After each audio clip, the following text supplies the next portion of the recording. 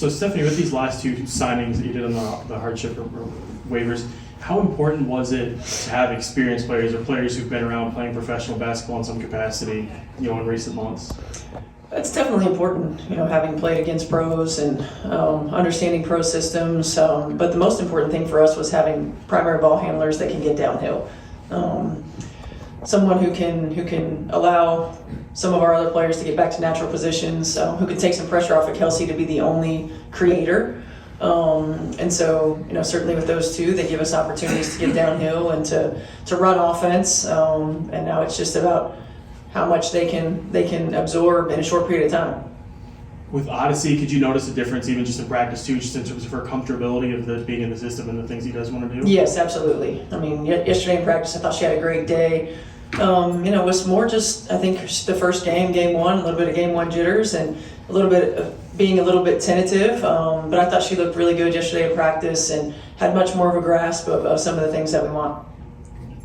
Hey, through all the adversity that you guys have kind of gone through this season, what are you most proud of this group as you guys have kind of, plugged away? I think two things. One, they're a connected group. And, I think it shows the character of the team that you have and the people that you have when that adversity brings you closer instead of it pulls you apart. And the second thing is just how resilient they've been. It's just, next player up. It's put one foot in front of the other. It's continue to compete at a high level, continue to hold one another accountable to a standard and been able to find a way to fight through a lot of this. From your perspective, how much did you feel like you needed to tweak, or did you say, hey, we're going to keep plugging away with what we already do, or how did you kind of find those minuscule tweaks to kind of keep being able to move forward? Yeah, we've had to tweak some things. Certainly when you don't have players obviously we've been without C for a lot of the year, but like Ari, who gives us, a downhill driver, someone who can get to the rim, who really caught on to the system quickly, and Sid, who is very much a directing coach on the floor point guard and getting us into other actions. And so when you lose all three point guards, you got to tweak what you're running. We were a heavy ball screen usage team before, and we like to be a little bit more off ball action.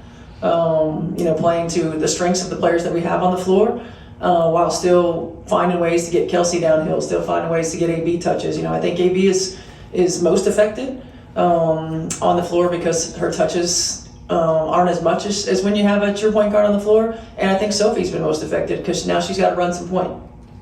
I mean, you just kind of touched on it, but the challenges of integrating players on top of it being a point guard specifically, how tough has that been to, they're supposed to kind of be out there running the offense, and now you're just having to almost cycle through repeatedly, kind of teaching your new point guard how to run the offense? Yeah, it's a challenge. I think for us it's really scaling back and thinking about what we want to run when they're on the floor. What are some high usage things that we can do? Obviously we won't have the entire playbook. It's just too fast for it to be able to absorb that, and we also want them to play naturally and not be overthinking at times. So it's been a challenge, but they both really come in and have dug into getting with AK and talking about the offense, getting with Bree and talking about the defense, and absorbing a lot of information quickly.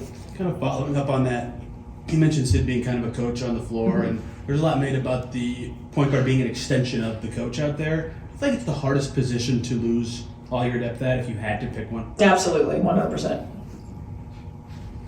You guys? That's it.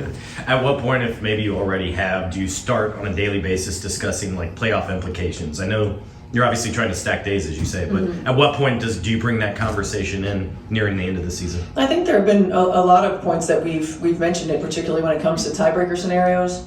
Thinking back to our game against Vegas and our game at Seattle, this is another one. And every game at this point in the year with where we are is there's got to be a sense of urgency.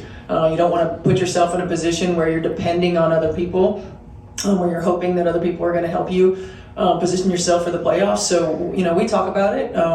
We also don't want to trip on anything behind us and can't look too far forward. So super important for us to just stay locked into the moment, understand that we've got a great challenge ahead of us in this Washington team, and make sure that we come out and give everything that we have and execute at a high level. What stands out the most about how Kelsey has adapted? Yeah, I mean, she's just a baller, man. She just plays, and I think for us, the number one priority was putting her in position to use her instincts and do what she does naturally.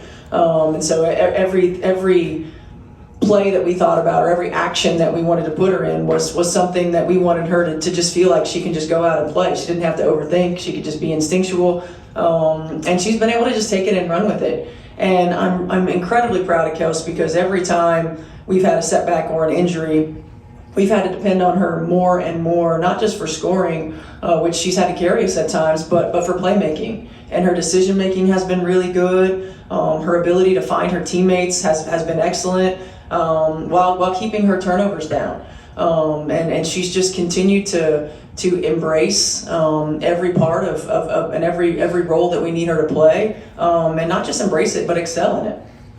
Steph, as Bree becomes more well-rounded as a head coach, in what ways do you maybe utilize her as the former point guard who can assist with that transition period with the number of players brought in? In a lot of ways.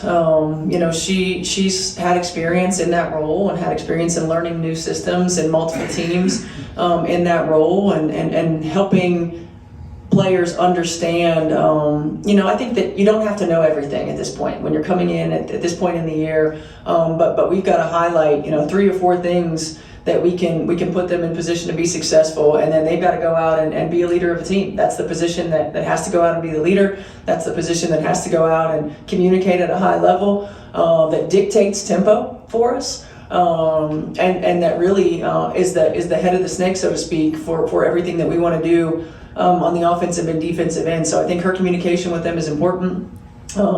Them understanding that she's been through this. I think we've got that with most of our staff, right? It's like we've been in these situations. She's been in this situation. Kareem has been in these situations, and just go out and play. That's why you're here. Like, play free.